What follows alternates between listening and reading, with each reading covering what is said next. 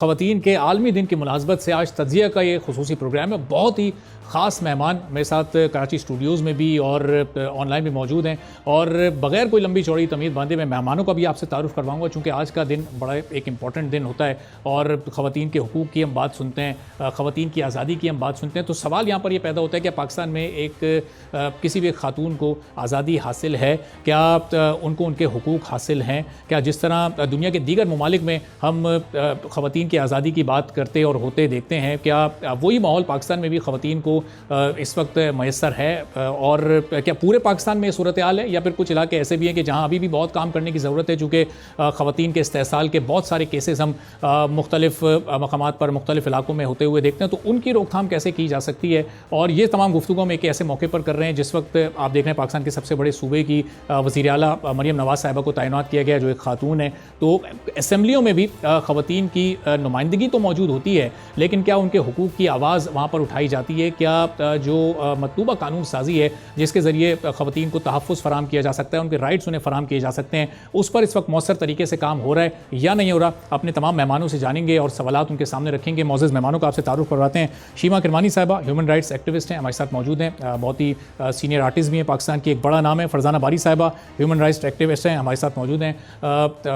ماہین عثمانی صاحبہ جرنلسٹ ہیں, آتھر بھی ہیں, ہمارے ساتھ موجود ہیں. اور فوزیہ یزدانی صاحبہ بھی سوشل ایکٹیوسٹ ہیں, ہمارے ساتھ موجود ہیں. آپ تمام لوگوں کی اجازت سے فرزانہ باری صاحبہ سے ذرا ہم گفتگو کا آغاز کر لیتے ہیں. فرزانہ صاحبہ, یہ سب سے پہلے تو بتائیے گا کہ پاکستان میں خواتین کو ویمن رائٹس اویلیبل ہیں, کس حد تک ہیں, اور نہیں ہیں تو پھر کس طرح سے یہ اویلیبل ہونے چاہیے؟ یہ جو ایک ہم خواتین کا عالمی دن مناتے ہیں, یہ ایک دن کو منانے کا مقصد ہے کیا دراصل؟ دیکھیے, بنیادی طور پہ تو جہاں تک پاکستان میں عورتوں کے حقوق کی بات ہے, ویسے تو گلوبلی بھی ابھی تک میں سمجھتی ہوں کہ 21 سینچری کا جو سب سے بڑا چیلنج ہے وہ یہی ہے کہ پوری دنیا میں ابھی تک کوئی صنفی برابری نہیں آئی ہے. کوئی بھی دنیا میں ایسا ملک نہیں ہے جو یہ کلیم کر سکے کہ وہاں مکمل طور پہ جو ہے وہ صنفی مساوات جو ہے وہ قائم ہو چکی ہے.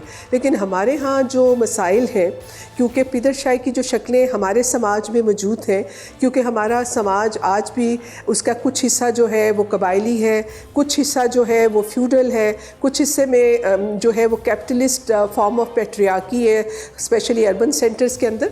تو ہمارے ہاں عورتوں کی زندگیوں کے اوپر جو کنٹرول ہے اور جو ان کی جو اپرچونٹیز ہیں, ان کو اپنی زندگی کے اوپر اپنی زندگی اپنی چوائسز کے مطابق گزارنا یا بااختیار ان کی جو آٹونمی ہے وہ ظاہر جڑی ہوئی ہے کہ کن علاقوں میں کس طرح کی ڈیولپمنٹ ہو رہی ہے. کیونکہ پاکستان میں بہت ان ایون ڈیولپمنٹ ہے, تو اس لیے ہم دیکھتے ہیں کہ بہت سارے ایسے علاقے جیسے بلوچستان ہے یا فارما فاٹا ہے یا انٹیریئر کے جو علاقے ہیں, سندھ ہو گیا یا پنجاب کے انٹیریئر ایریاز جو ہیں, وہاں پہ عورتوں کی جو میں سمجھتی ہوں جو اپرچونٹیز ہیں وہ پہلے سے بھی بہت زیادہ کم ہوئی ہیں, کیونکہ ہمارے ہاں غربت بڑھ رہی ہے, یہاں پہ لوگوں کو روزگار کے مسائل بڑھ رہے ہیں, ہر طرح کا تشدد بڑھ رہا ہے. اس طرح کا جو مائنڈ سیٹ ہے, جو زیادہ عورت دشمن جو رجحانات ہیں وہ بھی ہمارے سماج میں بڑھ رہے ہیں. اور دوسری طرح ہم یہ دیکھتے ہیں کہ کچھ اربن سینٹرز کے اندر جہاں پہ عورتوں کو اپرچونٹیز مل رہی ہیں, جہاں پہ وہ پڑھ لکھ گئی ہیں, جہاں وہ جابز کرتی ہیں, وہ اپنے زندگی کے اوپر ان کا بہت حد تک وہ اپنا اختیار جو ہے اس کو کلیم کر رہی ہیں, تو وہاں پہ بھی ہم یہ دیکھتے ہیں کہ جو مسائل ہیں کام کرنے والی جگہوں پہ خواتین کو, ایسا نہیں ہے کہ جو شہروں میں عورتیں بااختیار ہو رہی ہیں, اکنامکلی جو امپاورڈ ہیں, ان کو مسائل کا سامنا نہیں ہے. وہاں بھی ورک پلیس پہ سیکچول ہراسمنٹ کی ایشوز ہیں. سب سے بڑی بات ہے کہ آج بھی پاکستان کا کانسٹیٹیوشن عورتوں کو ایک جو ہے ایکول سٹیٹس نہیں دیتا. آج بھی پاکستان کے قانون میں جو ہے عورت جو ہے وہ دوسرے درجے کی شہری ہے, کیونکہ ایک طرف تو آپ نے آرٹیکل 25 میں آپ کہتے ہیں کہ کوئی ڈسکریمنیشن نہیں ہے بیسڈ آن سیکس, اور دوسری طرف آج بھی آپ ایسے قوانین ہیں جس میں عورت جو ہے وہ دوسرے درجے کی شہری ہے. جیسے حدود آرڈیننس ہے, 2 عورتوں کی گواہی ایک مرد کے برابر آج بھی ہے. بلڈ منی جو قصاص دیت کا قانون ہے, اس میں عورتوں کی بلڈ منی مردوں کی نسبت آدھی ہے.